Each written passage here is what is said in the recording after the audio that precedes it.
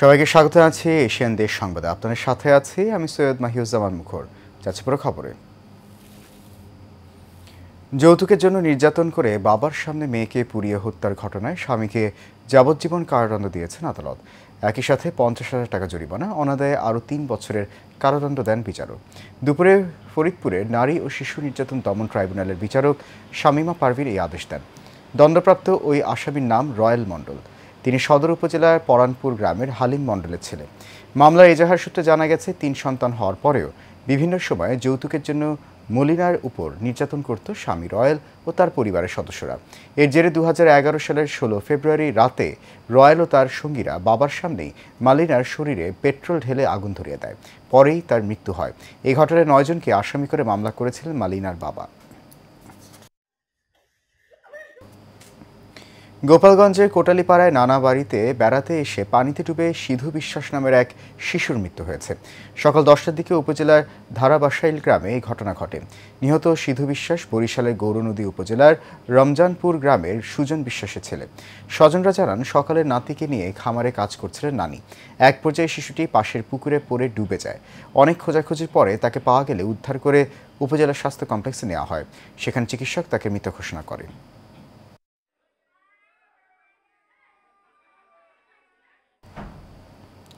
সেনবাগে অবৈধ স্থাপনা উচ্ছেদে অভিযান চালিয়েছে সেনবাগ উপজেলা প্রশাসন। বেলা 11টার সময় উপজেলা সহকারী কমিশনার মোহাম্মদ জাহিদুল ইসলামের নেতৃত্বে সেনাবাহিনী ও পুলিশের সহযোগিতায় সেবারহাট বাজারে ওই উচ্ছেদ অভিযান পরিচালনা করা হয়। এ সময় সেবারহাট উত্তর বাজারে মাছের আড়ত সংলগ্ন 4% সরকারি খাল দখল নির্মাণ করা হ্যাপি সুপার মার্কেট নামে একটি দোতলা ভবন ও 2টি টিন শেডের দোকান ঘর ভেঙে দেওয়া হয়। এছাড়া সেবারহাট শেরে বাংলা উচ্চ বিদ্যালয় মার্কেট সংলগ্ন খাল দখল করে মার্কেটের রাস্তা নির্মাণ করায় ওই রাস্তাটি ভেকু দিয়ে কেটে পানি প্রবাহের ব্যবস্থা করা হয়।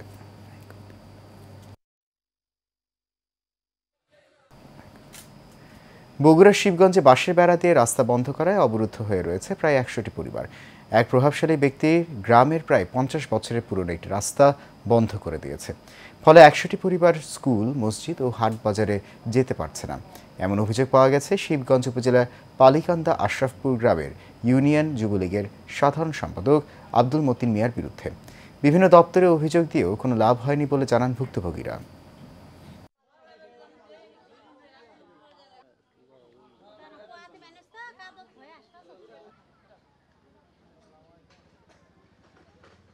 আবার এই রাস্তাতে যাতায়াত ভার ভুর কোনো কিছু নিয়ে যেতে পারছি না। স্কুলের ছাত্রছাত্রী যাবার পারছে না। এই রাস্তা জোরপূর্বকভাবে বন্ধ করেছে। আগে আওয়ামী লীগের যুবলীগের সেক্রেটারি ছিল, উনি পালিয়ে যাওয়ার পর ওনার বউসল এই অত্যাচার শুরু করেছে। আমাদের রাস্তা বন্ধ করে দিছে, রাস্তাতে বেড়া দিছে, আমরা যেতে পারছি না। আমরা যেতে পারতেছি না। স্কুলের ছাত্রছাত্রী বিধায় আমরা 500 জন লোক এই রাস্তাতে যাওয়া আসা করি, সবার রাস্তা বন্ধ করে দিচ্ছে। এই রাস্তাটা দিয়ে এই গোটা গ্রামের লোকের চলাচল, শুধু তাই না, স্কুলের ছাত্ররা যাওয়া আসা করে। সাংবাদিক তুহিন হত্যার প্রতিবাদে পটুয়াখালীর বাউফলে মানববন্ধন করেছেন বাউফল প্রেস ক্লাব ও বিভিন্ন সংগঠনের সাংবাদিকরা। দুপুরে বাউফল প্রেস ক্লাবের সামনে মানববন্ধন হয়। এতে অংশ নেন বাউফল প্রেস ক্লাবের সভাপতি মোহাম্মদ জলিলুর রহমান, সাধারণ সম্পাদক জসিমউদ্দিন, সাংবাদিক অতুল প্রসাদ, ABM মিজানুর রহমান, M জাফরান হারুন সহ আরও অনেকে। মানববন্ধনে বক্তারা তুহিন হত্যাকাণ্ডের সাথে জড়িত সকল খুনিদের সর্বোচ্চ শাস্তির দাবি জানান।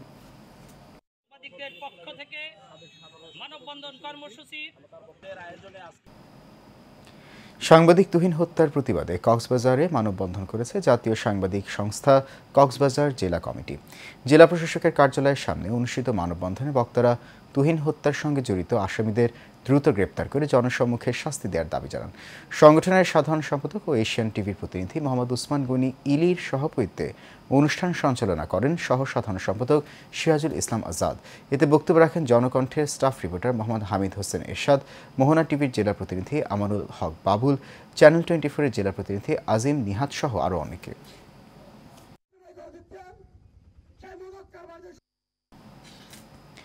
গাজীপুরের সাংবাদিক আসাদুজ্জামান তুহিন হত্যার প্রতিবাদে কুড়িগ্রামের রৌমারীতে মানববন্ধন হয়েছে। সকালে রৌমারী উপজেলা গেটে এই কর্মসূচির আয়োজন করা হয়। এ সময় বক্তারা বলেন, একজন পেশাদার সাংবাদিককে পরিকল্পিতভাবে হত্যা করা দেশের গণমাধ্যমের স্বাধীনতা ও সাংবাদিক নিরাপত্তার জন্য বড় হুমকি।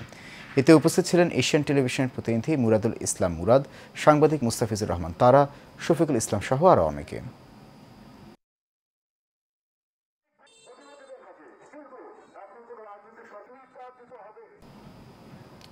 গাজীপুরে সাংবাদিক তুহিন হত্যা ও সাংবাদিক আনোয়ার হোসেনকে হত্যা চেষ্টার প্রতিবাদে মাদারীপুরের ডাসারে মানববন্ধন ও বিক্ষোভ সমাবেশ হয়েছে। দুপুরে ঢাকা বরিশাল মহাসড়কের ডাসার উপজেলা রিপোর্টার্স ইউনিটি আয়োজিত সমাবেশে সভাপতিত্ব করেন ইউনিটির সভাপতি হেমায়েত হোসেন খান। মানববন্ধনে বক্তারা বলেন, দ্রুত হত্যাকারীদের দৃষ্টান্তমূলক শাস্তি নিশ্চিত করা না হলে কঠোর আন্দোলনে যাবে সাংবাদিক সমাজ। এ সময় উপস্থিত ছিলেন সাংবাদিক গাউসুর রহমান, ফরিদ উদ্দিন, সাগর হোসেন তামিম সহ আরও অনেকে।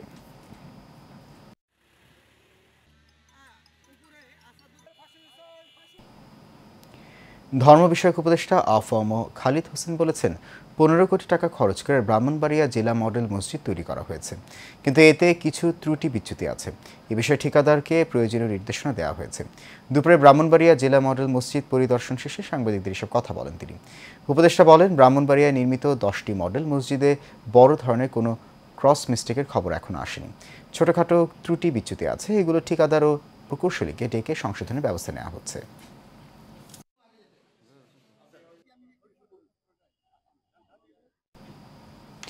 আগামী জাতীয় সংসদ নির্বাচনকে কেন্দ্র করে এলডিপির মহাসচিব ও সাবেক প্রতিমন্ত্রী বীর মুক্তিযোদ্ধা ডক্টর রেদওয়ান আহমেদের পক্ষ থেকে ব্যাপক প্রচারণা চালানো হচ্ছে। এলডিপির কেন্দ্রীয় উপদেষ্টা অধ্যাপক মোহাম্মদ আবুল কাশেম সহ দলীয় নেতাকর্মীরা দিন-রাত চালাচ্ছেন প্রচারণা। সেখানকার সর্বশেষ খবর জানিয়েছেন সহকর্মী মোহাম্মদ আশিকুর রহমান রাসেল। নেতাকর্মী রয়েছেন, আমরা একটু তাদের সাথে কথা বলতে চাই যে আগামী জাতীয় সংসদ নির্বাচন নিয়ে আপনাদের যে এলডিপির আসলে কার্যক্রম কেমন, আপনারা কেমন অবস্থানে আছেন? জি, বিসমিল্লাহির রহমানির রহিম। আগামী সংসদ নির্বাচনে আপনারা জানেন যে চান্দিনার সিংহ পুরুষ ডক্টর রেদওয়ান আহমেদ, সেই 79 সাল থেকে বর্তমান সময় পর্যন্ত 4 বারের এমপি এবং মন্ত্রী ছিলেন। সারা চান্দিনাতে তার জনপ্রিয়তা আকাশচুম্বী এবং 18 সালেও সে জোট থেকে ধানের শীষ মার্কায় নির্বাচন করেছিলেন। তৎকালীন সময় হয়তো আওয়ামী লীগ সরকারের বিভিন্ন লুটপাটের কারণে নির্বাচনটা হয় নাই।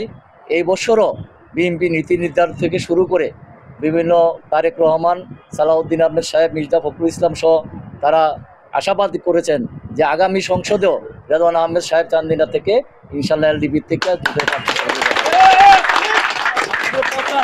কেমন চলছে মাঠের অবস্থা আমি তো বলছি যে আকাশচুম্বী। রেদওয়ান আহমেদ 79 সাল থেকেই তার রাজনীতির বীজ বপন করছেন চান্দিনাতে। তার আনাচে কানাচে সারা চান্দিনাতে তার শিক্ষা প্রতিষ্ঠান থেকে শুরু করে রাস্তাঘাট উন্নয়ন যে পরিমাণে করেছেন, বর্তমানে তার তুলনার কোনো দ্বিতীয় নেতা নাই। দর্শক, আপনারা শুনছিলেন যে আগামী জাতীয় সংসদ নির্বাচনকে কেন্দ্র করে কুমিল্লা 7 আসন চান্দিনা, তারা আসলে এখান থেকে সাবেক প্রতিমন্ত্রী বীর মুক্তিযোদ্ধা ডক্টর রেদওয়ান আহমেদকে তারা আসলে দলমত নির্বিশেষে তারা সবাই চাচ্ছেন এবং কি একমাত্র উন্নয়নের রূপকার হিসেবে তাকেই দেখতে চাচ্ছেন। এ ছিল কুমিল্লা থেকে সর্বশেষ সংবাদ। নোয়াখালীর সুবর্ণচর ও হাতিয়ার মাছ ব্যবসায়ী আবু বক্কর সিদ্দিক মিজান মাঝিকে নিজ বাড়ি থেকে হাত পা ও চোখ বেঁধে তুলে নিয়ে মামলা দেওয়ার প্রতিবাদে মানববন্ধন ও বিক্ষোভ করেছেন ব্যবসায়ীরা। রোববার জেলার চেয়ারম্যান ঘাট এলাকার মাছঘাটে এই মানববন্ধন ও বিক্ষোভ মিছিল করেন স্থানীয়রা। মানববন্ধনে স্থানীয় চেয়ারম্যান ও ব্যবসায়ী মাহবুবুল আলম ইউসুফ, ফখরুল মাঝি, আকবর হোসেন, আনোয়ার হোসেন সহ অনেকেই বক্তব্য রাখেন। তারা বলেন, মিজান মাঝি সুবর্ণচর উপজেলার চরবাটা ইউনিয়ন বিএনপির যুগ্ম সম্পাদক এবং একজন মৎস্য ব্যবসায়ী। গত বৃহস্পতিবার গভীর রাতে তার ঘরের দরজা ভেঙে আসবাবপত্র ভাঙচুর করে তাকে তুলে নিয়ে যায় কোস্টগার্ডের সদস্যরা। এদিকে কোস্টগার্ডের পক্ষ থেকে জানানো হয়েছে, আবু বক্কর সিদ্দিক ওরফে মিজান একজন ডাকাত। তাকে আটকের পর হাতিয়ার বাংলা বাজারে তার মাছের আড়তে অভিযান চালিয়ে বিপুল পরিমাণ অস্ত্র ও গুলিসহ 29টি হাত বোমা উদ্ধার করা হয়েছে।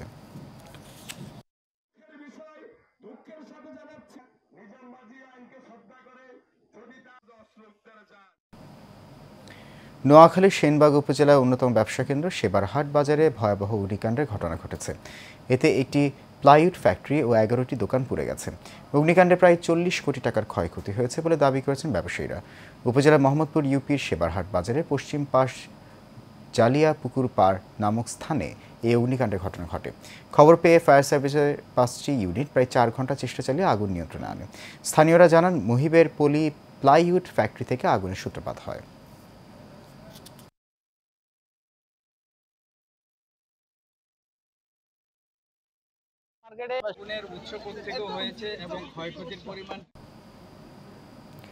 চট্টগ্রামে ছিনতাইকারীর কাছ থেকে নগদ 58,000 টাকা উদ্ধার এবং একজনকে আটক করেছে কোতোয়ালি থানা পুলিশ।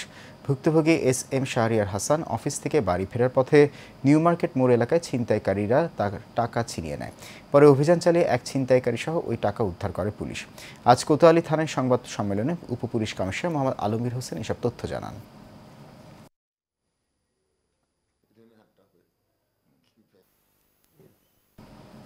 ময়মনসিংহের ভালুকা পৌর সদরের 7 নং ওয়ার্ডে অবস্থিত মেঘার মাঠ থেকে ডাক্তার কামরুল ইসলামের বাড়ি পর্যন্ত 300 ফিট রাস্তার উদ্বোধন করা হয়েছে। দুপুরে উপজেলার শ্রমিক দলের সভাপতি আলহাজ সৌমিক হাসান সোহাগের সার্বিক সহযোগিতায় রাস্তাটির HBB-করণ কাজের উদ্বোধন করেন উপজেলা নির্বাহী অফিসার হাসান আবদুল্লাহ আল মাহমুদ। এ সময় উপস্থিত ছিলেন উপজেলা শ্রমিক দলের সাধারণ সম্পাদক শাহ মোহাম্মদ সুজন, দপ্তর সম্পাদক ডাক্তার হাফিজ, সাবেক কাউন্সিলর মোহাম্মদ শাহাবুদ্দিন খান, শ্রমিক নেতা হানিফ সহ আরও অনেকে।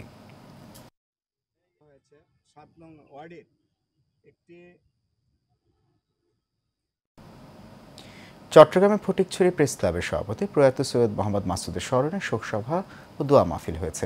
রোববার বিকেলে প্রেস ক্লাবের ভারপ্রাপ্ত সভাপতি মোর্শেদ মুন্নার সভাপতিত্বে উপজেলা অডিটোরিয়ামে আয়োজিত শোকসভায় স্মৃতিচারণ করেন উপজেলা নির্বাহী কর্মকর্তা মোহাম্মদ মোজাম্মেল হক চৌধুরী, সহকারী কমিশনার মোহাম্মদ নজরুল ইসলাম, চট্টগ্রাম মহানগর জামাতের সেক্রেটারি অধ্যক্ষ নুরুল আমিন, উপজেলা বিএনপি সদস্য সচিব জহির আজম চৌধুরী সহ আরও অনেকে।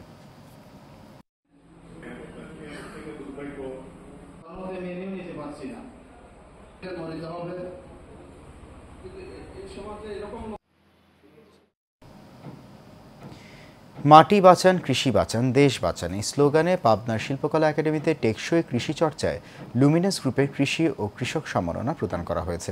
লুমিনাস গ্রুপের ভাইস চেয়ারম্যান শামীম আহমেদের সভাপতিত্বে প্রধান অতিথি ছিলেন ম্যানেজিং ডিরেক্টর রাকিব হোসেন। বিশেষ অতিথি ছিলেন পরিচালক মোহাম্মদ আনোয়ার হোসেন, ম্যাক মাসুদ, জাফর উল্লাহ পাটওয়ারি, হাজি আলাউদ্দিন ভুইয়া সহ অনেকে। অনুষ্ঠানে 50 জন কৃষকের হাতে সম্মাননা স্মারক তুলে দেওয়া হয়।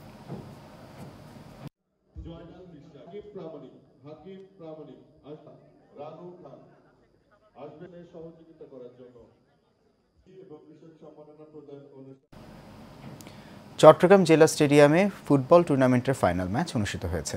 রোববার অনুষ্ঠিত এই ফাইনাল ম্যাচে অংশ নেয় আমান আলী টাওয়ার একাদশ এবং সবুজ ছায়া একাদশ। 3-0 গোলের জয়ে শিরোপা জিতেছে আমান আলী টাওয়ার একাদশ।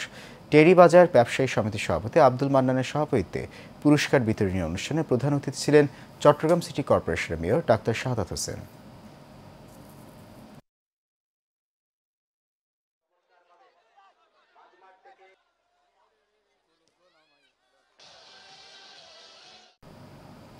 চাঁদপুরের কচুয়ায় পৌরসভার মোম খেলা ও কুটিয়ায় লক্ষ্মীপুরে বৃষ্টির পানি নিষ্কাশনের সরকারি খাল ও হাল ভরাট করার অভিযোগ উঠেছে। এতে জলাবদ্ধতায় অর্ধশতাধিক পরিবার পানিবন্দী হয়ে নিদারুণ কষ্টে জীবনযাপন করছেন। কয়েক একর জমির ধান ও বিভিন্ন ফসল চাষ করা নিয়ে বিপাকে পড়েছেন চাষি। এছাড়া দেখা দিয়েছে বিশুদ্ধ পানির সংকট, দুর্গন্ধযুক্ত পচা পানিতে বিভিন্ন রোগাক্রান্ত হচ্ছেন শিশুসহ নানান বয়সের মানুষ। স্থানীয়দের অভিযোগ, প্রশাসনের নির্দেশনা উপেক্ষা করে অবৈধ দখলদাররা এখনও বহাল রয়েছেন। 10 15 ঘর হানির তলে আছে, ফাঁকও করতে পারে না, কিছু করতে পারে না। এই পানি মেঘে আছে ওই পানি নামতে পারে না। এই হচ্ছে রাস্তা, এই সাইডে ছিল খাল, এখন এই খালগুলা পুরা বরট করে লাইছে, বাড়ি বকা আছে খালের উপরে। এখন এই একটু বৃষ্টি হলে আর পানি নামতে পারে না। অভিযোগকারী এবং যারা দখলে রয়েছেন তাদের সাথে আলাপ আলোচনা করার পরে তারা বললো যে তারা বিষয়টি নিয়ে একটি সমাধান করবেন। পরে অভিযোগকারীগণ আমাদের অফিসে এসে জানান যে যারা দখল করে রেখেছেন তাদের সাথে তাদের একটি আলোচনা হয়েছে এবং সেটি তারা নিজ দায়িত্বে সরিয়ে নিয়ে পানি নিষ্কাশনের ব্যবস্থা করে দিবেন। সেনবাগে অবৈধ স্থাপনা উচ্ছেদে অভিযান চালিয়েছে সেনবাগ উপজেলা প্রশাসন। বেলা 11টার সময় উপজেলা সহকারী কমিশনার মোহাম্মদ জাহিদুল ইসলামের নেতৃত্বে সেনাবাহিনী ও পুলিশের সহযোগিতায় সেবারহাট বাজারে ওই উচ্ছেদ অভিযান পরিচালনা করা হয়। এ সময় সেবারহাট উত্তর বাজারে মাছের আড়ত সংলগ্ন 4% সরকারি খাল দখল নির্মাণ করা হ্যাপি সুপার মার্কেট নামে একটি দোতলা ভবন ও 2টি টিন শেডের দোকান ঘর ভেঙে দেওয়া হয়। এছাড়া সেবারহাট শেরেবাংলা উচ্চ বিদ্যালয় মার্কেট সংলগ্ন খাল দখল করে মার্কেটের রাস্তা নির্মাণ করায় ওই রাস্তাটি ভ্যাকু দিয়ে কেটে পানি প্রবাহের ব্যবস্থা করা হয়।